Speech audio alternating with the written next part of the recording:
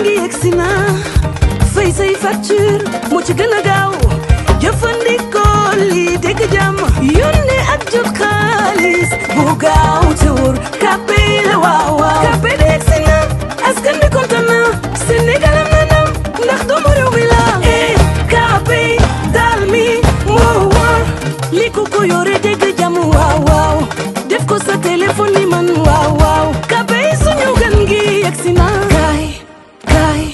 Kpay ma Kpay ma moom sa bopp moom sa alal yombalal sa dund. Pour la première fois au Sénégal, le dépôt est à 0 francs, le transfert à 0% et le retrait à 0 francs. Kpay ma ñoo ngi jàppale leen ci seen wàllu kattan ak seen wàllu wér-gu-yaram bu nekk jar na fi nguur ak keng ba ci kikirikiij waaye bii mooy seen buur di buur kattan ballonnement moo ci mën constipation faiblesse sexuelle diabète sinusite éjaculation précoce di joxe appétit sexuel teg ci itam day raxas sa biir ba mu set wecc wooteel gaaw ci 77 413 59 24 77 413 59 24 xar yëpp xar lañ waaye laadum da ciy gën te bu ñu nee góor ngóoraa tax.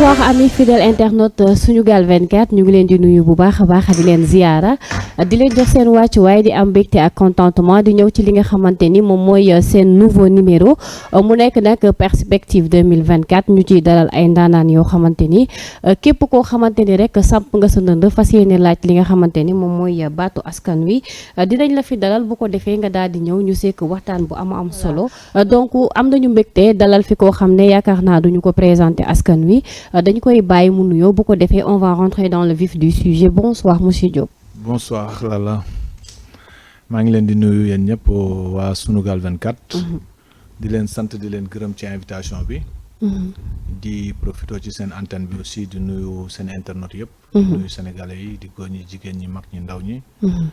di nuyu suñu kilifa diine yi di ko doore ci Cheikh Mountakha Bachir. suma wasila di ko ñaanal mu yàgg fi te wér di ko ñaanal kilifa diine yi nekk Sénégal yëpp. di profité aussi di nuyu wàccil ma xam Mbakol fi ma cosaanoo. di nuyu aussi la diaspora di nuyu waa mouvement Jàmmi Sénégal fépp fu ñu mën a nekk ci réew mi ak ci bitim réew. alors merci beaucoup merci d'avoir répondu à notre invitation alors comme ni ñu ko waxee depuis le début taxaw nga ne da ngay laaj baatu askan wi maanaam candidat nga ci li nga xamante ni moom mooy élection présidentielle 2024 yaakaar naa nga waxal ko sa bopp nit yi déggal ko seen bopp bu ko defee ñu jàll ci beneen bi lan moo waral boobu le mbir.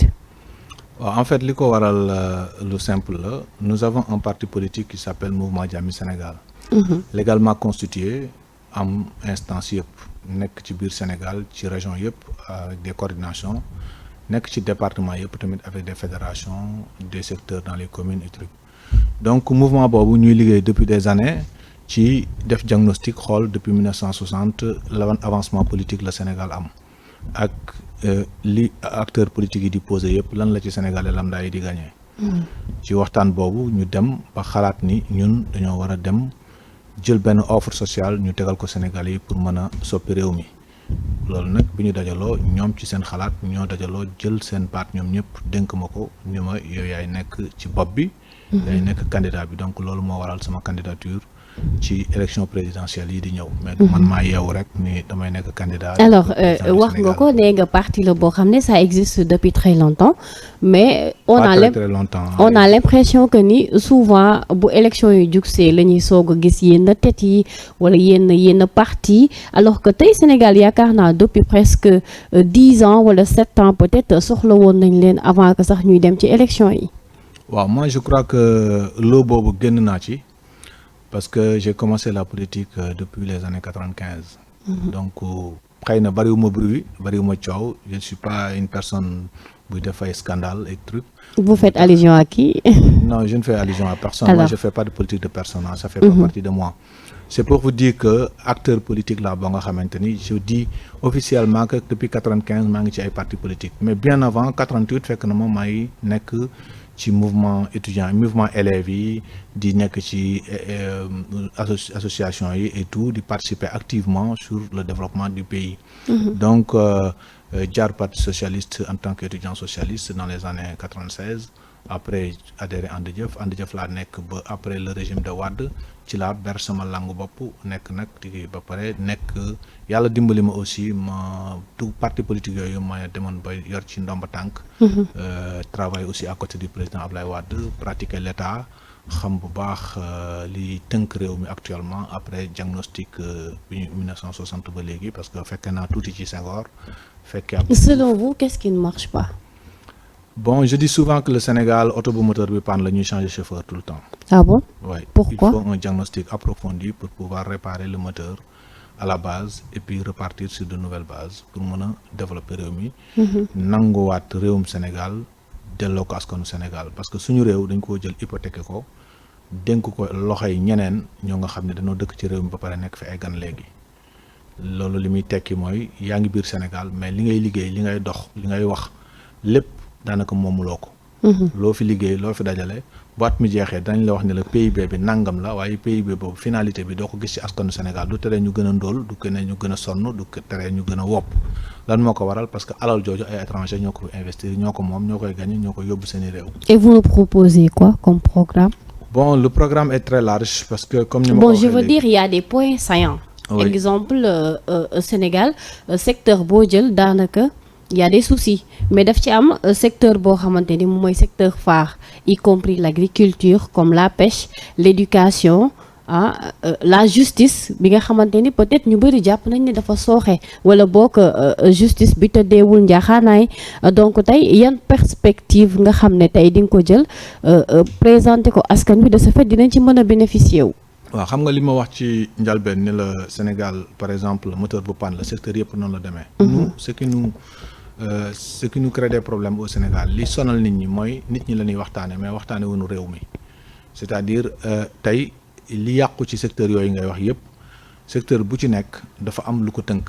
bu dee justice la loi yi la su fekkee mbay mi la aussi li ko tënk mooy li nga xamante ni si mooy baaxal mbay mooy jumtukaay yi ñuy bayee ak naka lañ mën a traiter suuf si ba nga xamante ni si mbay mi dina jaar yoon. ak lan moo tax ñuy bay 3 mois seulement ou 2 mois ci atum lëmm te jéemuñ ci dara donc li tënk mbir yi dafa bokkul ak nit ñi koy gérer maanaam tey li ñu war a def mooy jubbanti d'abord li nga xam ni moom la ñuy liggéey ba pare verrouiller jumtukaay yooyu ba nga xamante ni si ku jub du ci mën dara ku dëng du ci mën dara. mais on a vu que le président am na benn bilan bu positif jàpp nañ ne ñu bëri jàpp nañ ne sax effort yi mu def wala li mu liggéey Sénégal kenn liggéeyu ko fi daanaka. ah bon du ma jeter discrédit ci li président liggéey yëpp loolu peut-être du sama rôle sénégalais yi ñoom ñoo koy apprécier. mais man actuellement fi ma toll mooy diagnostic boo nga xam def nañ ko depuis 1960 le Sénégal n'avance pas. ok et là on doit reprendre les choses en main pour mën a développer réew mi jëmale ko kanam. donc tey lamenté wu nañ fu ne.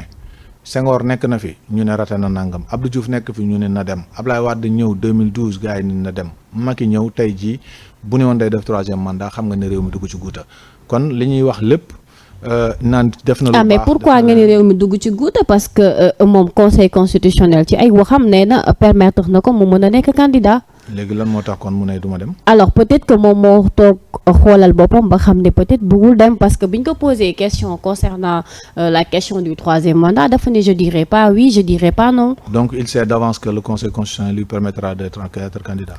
peut-être c'est une probabilité. mais une probabilité peut-être négative ou positive selon donc, vous. soo waxee ni nee na conseil constitutionnel mën na ko permettre mu nekk candidat ça veut dire qu'il connaît déjà la décision du conseil constitutionnel et ça ce n'est pas conforme à la loi.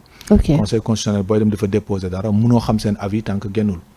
donc de toute façon loolu pour man importance bi bariwul.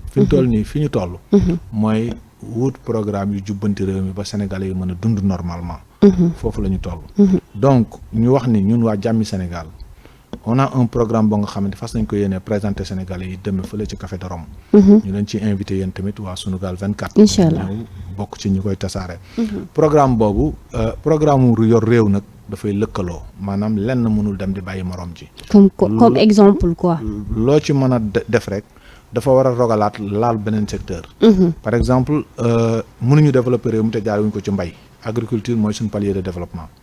mais agriculture boobu ci la ñuy jaaree gannaaw boo nga xamante ne nag yàq gi nekk ci réew mi la ñuy njëkk a freiner dinaa ci ñëw ci ni ñuy freiner yàq gi ba récupérer xaalis bi daan yàqu ci àll bi nga xam ne jege na ay 2000 à 3000 4000 milliards. nga xam ne daanaka buñ ko dollee ci suñu budget bi mën na noo wax ni mën nañ koo ful ñaari yoon. donc mbay mi li ci mat a def actuellement mooy li ma wax léegi au lieu ñuy bay ñaari weer ñu fexe bay juróom-ñetti weer ci at mi. loolu nag ni ñu koy defee yomb na mooy suuf moom nit a yam day noyyi day feebar day sonn day dee donc façon suuf bu nekk ci réew mi war nañ koo mën a diagnostiquer ba xam lan mooy tax ba mbay mi du nangu parce que mbay moo nga xamante ni ci taw nawet rek nga ko aj loolu réew du doxee noonu taw nawet déjà li muy génne ci ndox bari na bariwaay boo nga xamante ni war nañoo teg jaar ci technologie yi ba mën di récupérer ndox mi ba ndox moomu li ci yàqu ñu mën koo réserver ba mën ko utiliser waat ci mbayum noor. mooy wàllu inondation yi nga xam ne day yàq ville yi mën nañu assainir dëkk bi ba nga xam ne ndox yooyu dañ koy récupérer ci ay bassins de rétention yu mag. traité ko par des stations d'épuration d'eau drainer ko yóbbu ko ci àll bi utiliser waat ko ci tool yi. ci wàllu mbayum noor. mbayum noor nag su ma ko waxee jubluwuma ci bay légume kese comme Sénégal ni ñu ko yaakaar déedéet blé bi war nañ ko mën a tasaare ci réew mi parce que xam nañ ne blé mi ngi manqué ci àdduna bi. parce que réew gouverner c'est prévoir boo gisee réew yi di jaxasoo àdduna bi di jaxasoo. alimentation bi am ci réew yi muy manqué à cause des guerres et autres yow prévision boobu yàlla def na ni yow guerroo da ngay gaawantu nga dugg ci loolu mu nekk aubaine ci yow. nga utiliser ko positivement mën a bay au lieu ngay dem di jéem a yalwaani loo nga xamante ni si sa askan dañ koy dundee. donc loolu defe naa ni ci wàllu mbay mi faj suuf si d'abord. industrialiser mbay mi fexe ba bay jóge ci. jéem a dindi méthode archaïque bi. voilà jóge ci diggante fas ak nit kese ak nag ak nit ak mbaam ak nit. ok ñu fexe ba mbay mi ay tracteur di ko def ñuy mën di traiter suuf si di xàmmee suuf si nga xam ne ingénieur agronomie di dem di saytu suuf si ci zone yu nekk suuf bu sonn ñu ne suuf bi nañ ko fertiliser waat xam yan plante lañ fay def ba nga xamante ni xob yi dina mën a fertiliser suuf si dinañ mën a wuti tos def ko ci bu ñu ko waree labourer ñu labourer ko tourner ko bu ñu waree bàyyi telle partie mu noppalu baykat yi bàyyi ko mu noppalu pour 3 mois. ñu mën a dem bay beneen façon suuf loolu yëpp. dafa bokk ci rôle gouvernement ci accompagner baykat yi bala ñuy egg nag ci tànn ay jiwu yu baax. ak lan lañ war a bay ci zone bu nekk coton bi blé bi maïs bi ñebbe dugub gerte plus nag les légumes également et les fruits même. Il y a des fruits yoo nga xamante ni si Sénégal war na ko war a expérimenter ba nga xam ne dafa yomb tey boo bëggoon dem di jënd raisin yoo xam nga ni ça te coûte voilà. loo nga xam ni ñu bari mënuñ ci am accès. te fruits yooyu war nañ ko mën a expérimenter ci suuf Sénégal ci ay zone ba bay ko. c'est important peut-être que dinañ am occasion gën a creuser ci programme bi mais dafa am benn constat boo xam ne dafa xaw a jaaxal population bi tey képp koo xam ne da nga ñëw pour dagaan baatu askan wi da ngay joxe programme da ngay wax su ma faloo naa def lii mais on voit que ni éternel recommencement moo am par rapport ci digganteeg électeur bi ak ki nga xam ne moom mooy candidat bi est-ce que réellement ci loolu la ñu war a focus wala boog yéen candidats yi da ngeen war di tenir ci seen ay promesses. Les responsabilités sont partagées parce que ñun ñëpp ay Sénégalais lañ. bu politicien bi jàppee ni askan wi muy dem. ñoom dañ koy nax ne ko indil alal séddale ñu ko wala duñ la jàppale diw la ñuy jàppale xooluñu programme moom mu dem wuti alali jàmbur ñëw séddale leen ko moom tamit day fexe ba toog rek ci place ba mais su askan wi politicien boobu tamit su toogee di indi programme askan wi liir programme bi ànd ak moom ci ngor ni ko sa programme bi kat wóolu nañ ko wante nag bis boo koy bu ñu commencé te gisuñu nga jaar ci ñun ñoo lay njëkk a woon ginnaaw ñoo lay njëkk a opposé wu. te dootuñu la may jàmm. boobu nit buñ koy fal dina ànd ak tiitaange boo nga xamante ni bu toogee ala kulial ñemewul def leneen. maintenant nag su fekkee jaay ma jënd la waxaale ba mu jar nit ki nga jox ko njëgam. vous pensez que ni loolu la. desee la too ko dara am na ci. moo tax man les responsabilités sont partagées. parce que dañuy jël politiciens yëpp homme politique yëpp ñu def leen ci benn sac. mais est-ce que tamit du comportement yi ñuy gis moom moo tax ñu leen di dëkkal foofu. waaw mais xam nga mënoo jël sa alal dénk ma ko ba pare amoo fulla yi ne ma sama alal ji ma la dénk nii nga koy doxalee.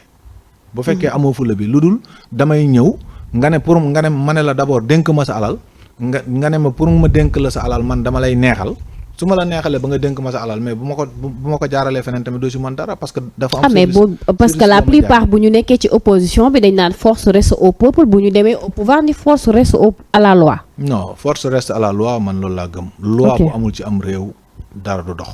waaw mais dañuy gis jeu de mots ni muy changé boo leen changé quand loolu yëpp mooy li ma la wax on parle des personnes au lieu de parler de l'État. ok c'est-à-dire tey il faut des lois xam nga suñu code pénal suñu presque code civil code de la presse lu mu ci mën di doon dafa bari ay articles yoo nga xam ne c'est obsolète anachronique yoo nga xam ne àndatul ak jamono ñu war koy réviser war koy réfectionner war koy révolutionner ci duñu ko def dañoo war a tënk réew mi ba nga xamante ni ku dëng ku juba ci yem ku ko yor mënoo koo jalgati tubaab yi gënuñu ñëw jub dañoo tënk seen i institution ba kenn mënu koo laal Sénégal ngay gis ministre buy joxe ordre de virement ministre buy yónni chauffeur muy retirer xaalis en espèces directeur général buy retirer xaalis en espèces Sénégal ngay gis directeur général bu yor espèce dans son tiroir nga ñëw mu génne maye xaalis espérons que boo ñëwee du demee noonu loolu il faut que vraiment ñu mettre fin à cela parce que sinon duñu mës a jëm ci buntu développement d'accord gis nañu li nga xam ne moom mooy la pluralité des candidats tey gis nañu ne ñi taxaw samp seen nënd bëri na tey yow yaa ngi dem ci jongante boo xamante ni peut-être non seulement candidats yi bëri na mais tey est-ce que ça sera facile pour nga remporter li nga xam ne moom mooy élection y compris Khalifa mi ngi fii Karim y a Ousmane Sonko y a Déthié Fall y a les autres en fait est-ce que tey position bi ñu yore ñoom par rapport ak yow est-ce que jàpp nga ni combat bi dina yomb.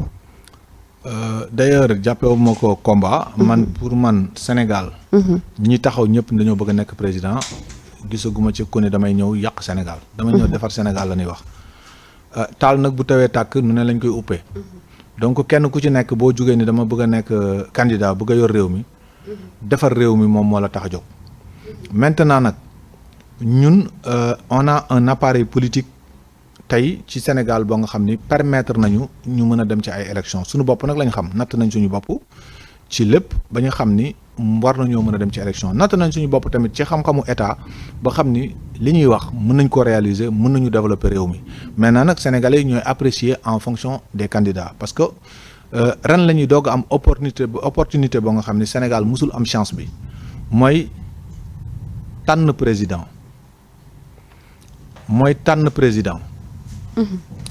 bu njëkk dañ daan folli bu ñuy folli xëy na ki ñuy fal mën nañoo bañ a saytu dëgg ok maanaam du ñu creuser carrément voilà daaw ñu creuser carrément ki ñuy fal kan la ki ci ëpp mbooloo ki ci ëpp coow ki ci ëpp ki ci dàq xas ki ñuy folli en général moom la ñuy faral ndax moom moo ci gën a virulent toujours mais tey xaste du am daanaka bu ñuy dem campagne parce que ñiy bokk ci élection yi kenn nekku ci un président sortant donc kenn mënu ci yan kenn ni ko yow yaa defoon nangam ci réew mi ka doon def ci réew mi moom bokkul kon Sénégal yi ils sont obligés de regarder un programme ils sont obligés de regarder jikko nit ki ils sont obligés aussi de creuser et de voir nit ki di wax kan la fu mu cosaanoo fu mu jaar ban juddu la am et tout ça ba xam c'est une personne digne de confiance ou pas. maanaam est-ce que légitime na loolu aussi war nañ koy vérifier bu baax ma rappeler leen yéen a ngi suivre li nga xamante ni moom mooy perspective 2024 ñu dalal fi koo xamante ni nag wax naa ko depuis le début muy monsieur Ibrahima Diop moom nag fas yéene na bokk ci li nga xam ne moom mooy jongante présidentielle 2024 yi alors yaa ngi taxaw ci point bu essentiel peut-être am na situation boo xam ne xaw na préoccupé ñu bëri gisoon nañ sax mouvement bu mel ni F24 jugoon nañ sax di dox ay jéego yaakaar naa pour que président renoncé ñu bëri dee nañ pression bi nga xamante ni moom la gars yi teg moo tax mu wàcc ñii ne président dafa renoncé parce que moom moo jël propre décision ban commentaire ngay def ci loolu. waaw xam nga man je ne suis pas un nihiliste ni une personne qui nage dans des contradictions. ok moi je disais que le président de la République n'a pas le droit de faire un troisième mandat. d'accord. il a dit je ne le ferai pas je lui dis alhamdulillah merci beaucoup. ok donc du ma fi nekk nag di naan. dafa ragal ak dañ ko teg pression dañ koo nangam ak déedéet loolu du sama rôle. man li ma doon ñaan mu def ko ma ne jàmmi Sénégal laa tudd bëgg jàmm ci réew mi. te li mu def bu indiwul jàmm ju mat sëkk tamit indi na 90% de jàmm je lui dis merci dans ce cas et puis je m'en arrête là. ok alors ñu bëri ñu ngi jàpp ne tey secteur u Sénégal lu si bëri dafa dee mais daf ci am secteur boo xam ne dafa essentiel. bokk na ci li nga xam ne moom mooy les forces motrices du pays tey soo wax naa léegi tout à l'heure agriculture tey tourisme bi daanaka dafa dee complètement au pays tey est-ce que prévoir nga aussi ci sa programme loo xam ne dina mun a yëkkatiwaat secteur boobu. xam nga tourisme bi li ko rey. yàgg naa leen wax ne leen ko ci sa ànd boo dem fekk ca borom mu toog. ça veut dire. Sénégal nag boo nee ànd nit ñi dafa ne ànd cuuraay ngay wax. ànd mooy placenta. ok ci wolof. ok placenta fi doom di nekk ci biiru ndeyal. d'accord képp ko wàcc sa bos ba xeeb ko sa bosum ndey boo demee ci beneen doom yi ndaw kooku nga fay fekk. mais doo mënoo faa toog. ok donc li tax suñu tourisme mënul développer. c'est parce que suñu culture la ñu fonkul suñu culture la ñu yëkkatiwul. ok nous devons développer le tourisme religieux au Sénégal. le tourisme. religieux surtout. ok c'est-à-dire quand je dis le tourisme religieux ñun dañoo am ay érudits yoo nga xamante ni dañ leen a fonk war leen a yëkkati ca kaw. jaay leen comme ni Makka ak Medina di jaayee seeni érudits. ñun dañoo am Touba ñun dañoo am Tivaouane dañoo am Taïba Niassène dañoo am Layène dañoo am feneen ak feneen. waroon nañ fi am tey ay patrimoine religieux yoo nga xamante ni nit ñi dañuy jóge fu ne ci monde bi ñëw di ko visiter si. te état war leen cee jàppale. beneen bi ñu am ay héros yoo nga xamante ni ils se sont battus pour que tubaab yi du noot Sénégal ba évangéliser ko comme ni ñu ko bëggee woon. te loolu réussir nañ ko parce que Sénégal rek ngay gis tey tubaab yi jaar fi def fi li ñu fi def ci colonisation ba pare nga gis fi 95% et plus de musulmans. donc daanaka 5% yi ci des ñu am ngëm ñu ci ëpp am nañu ngëm. donc doo fi gis pratiquement ñu amul ngëm. ci dara bariwul Sénégal. donc loolu atu la boo nga xamante ni suñu héros yi fi nekkoon ñoo ko xeex bàyyi ci seen deret bàyyi ci seen yëpp. donc ñooñu fi ñu cosaanoo tey ak guerre yi ñu def ak tubaab yi mais waroon na nekk tey des monuments yoo nga xamante ni nit ñi dañuy jóge fu nekk ñëw di ko visiter si ñu defar ko ba mu rafet. revaloriser nos villages rendre leen moderne. mais investissement yi gouvernement yi di def yëpp daanaka ci capital lañ ko yemale. ci capital lañ ko yemale. duñ ko jàllale ci biir réew mi village yi daanaka liéwuñ ko quand on parle d'infrastructure c'est Dakar. mais gars yi décentraliser nañu infrastructure yi boo xoolee récemment gis nga président boo xoolee li mu gën a focus ci liggéey bi bokk na ci infrastructure yi nga xam ne ñu ngi ko doon décentraliser ci monde rural bi. parce que monde rural bi yaakaar naa ni kon dëkkoo fa wala demoo fa. bien sûr dem nañ fa kay. ci Maxa Mbakol. région de Thiès la nekk soriwul. bu ma la fa yebaloon tey jii en temps normal ñu defar tali bi. tu fais 1h30 1h40 tu es à Thilmakha. ok maintenant mënoo atteindre Thilmakha ci benn n'importe quelle voie te wëriwuloo ba def plus de presque 300 kilomètres ou 200 et quelques kilomètres. ok et ça date presque depuis 2012 ça traîne. noonu la mel. soit dañuy jaare ji Bambey dugg ci rang xonk cooy doog a dem. wala nga jaare ji Kébémer wala jaare Darou Moussi. yaa ngi sànni xeet président nag soo demee Fouta. dans la Dandé Mayo. soo fa demee di am na bu tawee xalaatoo fa jaar ak oto. munoo dem. ok Kanel gii ci Fouta soo demee am na dëkk yoo xam ne fu mel ni Awre fu mel ni Bokalaaje àll yooyu boo fa demee tey président fa la dëkk di fa am presque 90% de votants mais dañuy gas ci suuf pour génne ndox pour naan ak jox seen jur gi. en tout cas li xar yi di naan ñoom ci la ñuy jël di naan li ñëpp di wax rek képp ku bëgg a yéeg di nga xam problème mu sénégalais mais une fois au pouvoir du ci bëri c'est l'inverse la ñuy gis mais quand même espérons que ak ñi nga xam ne ñoom ñooy ñëwaat nouvelle génération bi peut-être les choses vont changer alors dañuy ñëw ci benn point avant-dernière bi gis nañu ne ñu bëri ñu ngi wax ne justice bi dafa sooxe.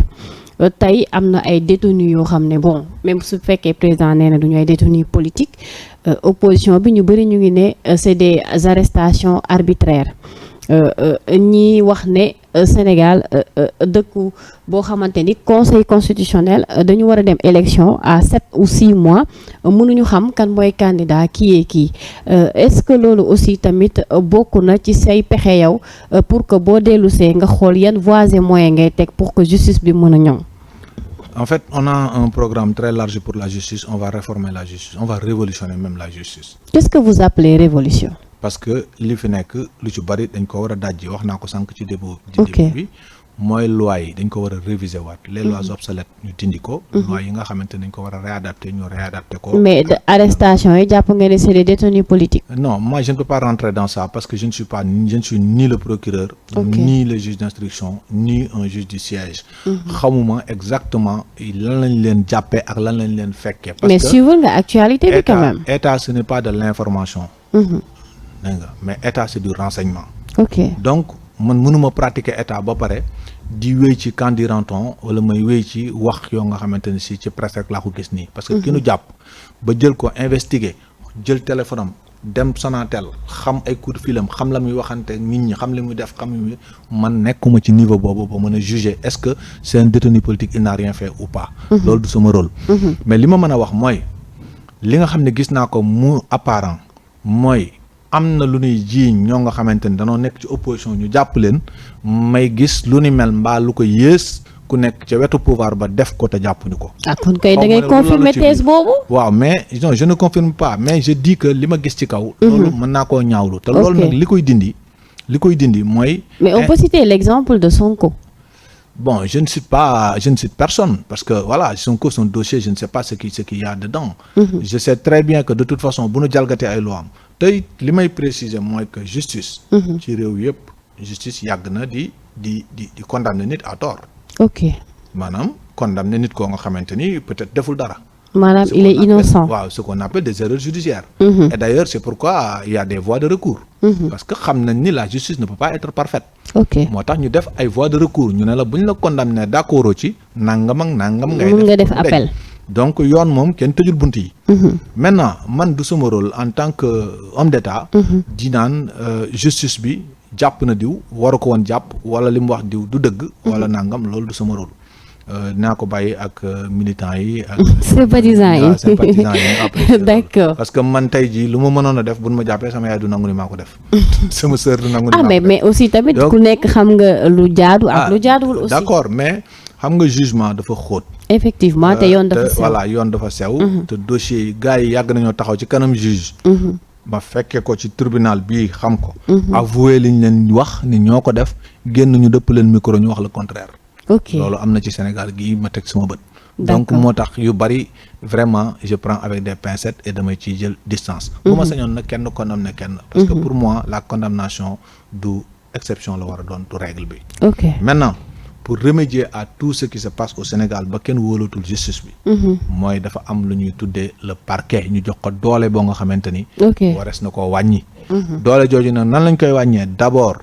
ni ko président de la République tënkee ba di ko jox ordre ci lépp loolu dañ koy di alors loolu mooy ñu wàññi doole pouvoir exécutif alors non pouvoir judiciaire laa wax ni je sais xam nga y a séparation des pouvoirs. pouvoir exécutif dooley président de la République moom ala kulli al ñun dañ koy wàññi parce que fi ñuy tàmbalee wàññi ba mooy d'abord référendum lañ bëgg a def fixer le président de la République un salaire conséquent bu mu mën a dundee les histoires de caisse noire et de fonds politiques et de trucs là ñu génne ko ci palais bi wut ay fonds spéciaux pour les urgences du pays dénk ko commission autonome boo nga xamante ni ñoo koy gérer le président va superviser mais circulation de liquidité dans le palais et dans les institutions dans les ministères loolu day dakk ci suñu reñ ñun bu ñu yàlla joxee réew mi waaw parce que problème bi mooy ku jub ak ku dëng nekku fi xaalis bu disponible ci say loxo nga xam ni boo ko laalee dara du la ci fekk moom moo fi nekk nit ñi di ko saax-saaxee léegi nag loolu ngay tëj ba doo gis xaalis bi doo ko mën a laal wax ji jeex maintenant la justice il nous faut un juge de liberté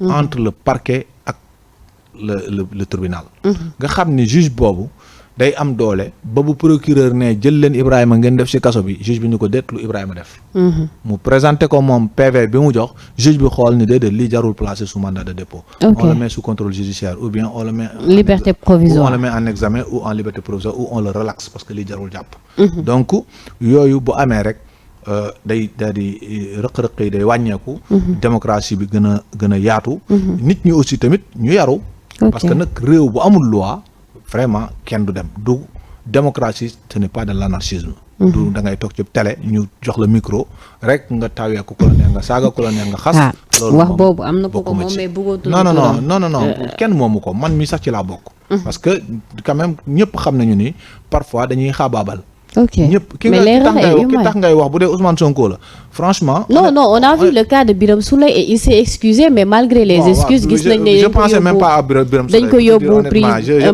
mi ngi sous mandat de dépôt en fait. Je pensais que Ousmane Sonko ngay wax et je lui colle pas ses motifs parce que voilà il est virulent et truc mais il n'insulte pas.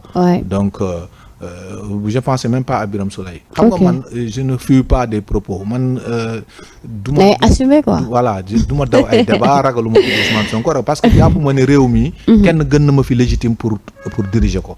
Donc bu ma sañoon ñooñu ñuy wax ñëpp dañuy bokk ci élection yi ñu dem jongante ji. pour Sénégalais yi jox réew mi ñu xam ne yow ànd nga si ñoom ñëpp ñu bokk daal. waaw mais loolu laa ma sa prôné dialogue bi ma fi yónnee fekkuma fi dama voyagé mais ki ma fa représenté loolu laa ko jox comme note. D'accord dama ko ni c'est pas normal ñuy empêcher nit muy dem ci ay élection pour une question de diffamation. Diffamation c'est une question à régler à l'amiable. Ouais.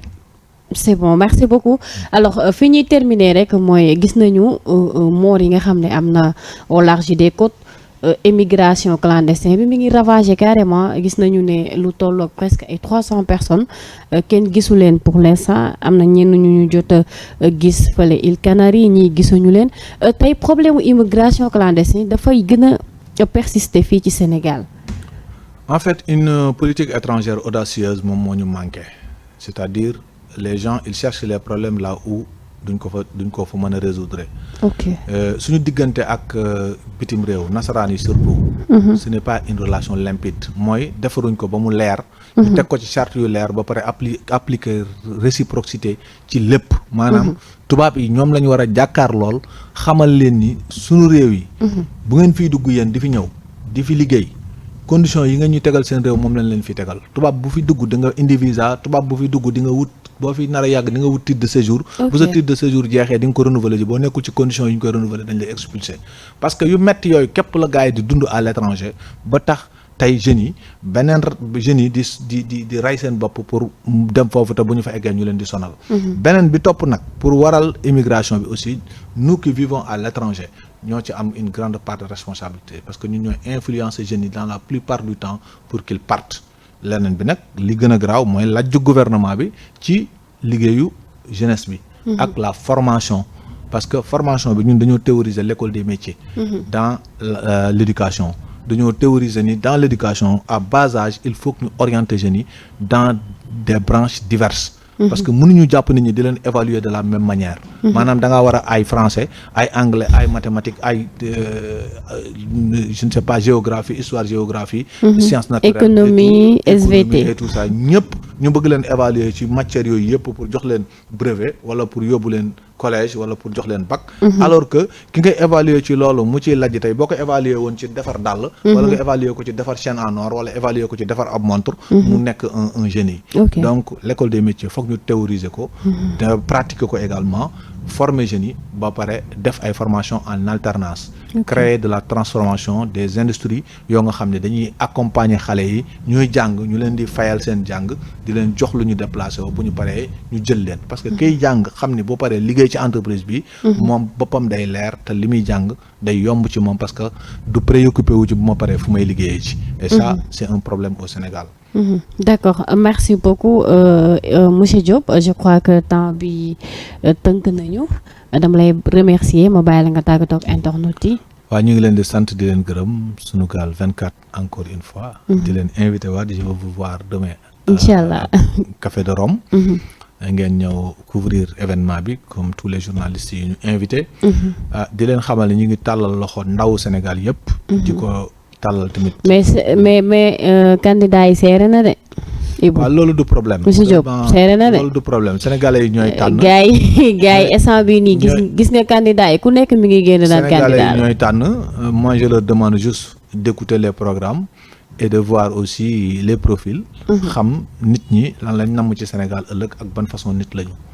donc am na ñoo nga xamante ni tey su fekkee alal la ñoru leen su fekkee prestige la ñoru leen su fekkee ab juddu la ñoru leen su fekkee tamit vraiment nguuru ça les intéresse pas et loolu il faut évaluer la personne te ñu bàyyi diw kenn xamu ko wala ku jóg rek nekk président wala nangam non yooyu ça n'existe pas bari na ku ñu xamul fekk li mu xam ci état ki coow ñu xam ko xamul kaar bi ci état parce que ñun on ne trébuche pas sur les questions d'état c'est des choses yoo nga xamante ni vraiment pratiquer nañ ko jàng ko xam ko yàgg ci te suñuy militants aussi dañ leen former d'une manière citoyenne ba ki ci toogoon fii tey boo koy poser question pratiquement lii ma lay wax mën na la ko wax parce que depuis 2 ans ñu ngi yore benn école de parti di leen former par des conférences à distance yoo nga xam ni ñoom ñëpp vraiment am nañ bagage ak outil bu doy pour leur permettre aujourd'hui de développer le Sénégal suñu réew nag dañ ko war a nangu. delloowaat ko askanu Sénégal. moo tax Sunugal 24 di leen fi dalal rek chaque jour ngeen di ñëw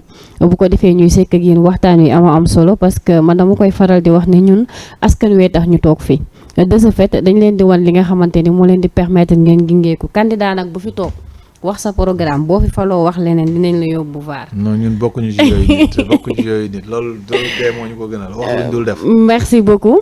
alors mu nekkoon li nga xamante ni moom mooy seen première numéro perspective 2024 ñu dalal ci monsieur Diop moom moo nekk premier invité bi ñu di leen wax ngeen xaar yeneen invité yi dinañ ñëw képp koo xam ne candidat nga ou candidate parce que am na ay candidate aussi dinañ leen fi dalal bu ko defee ngeen suivre ko en direct Sunugal 24 mën ngeen wéy di topp suñu ay programme am na programme yu am solo yoo xam ne dina ñëwaat di leen jox rendez-vous très prochainement jërë ngeen jëf may jaajëfal côté régie ñi nga xam ne ñoom ñoo jàppoon ci liggéey bi ba mu gën a yemb à très bientôt jërë ngeen jëf.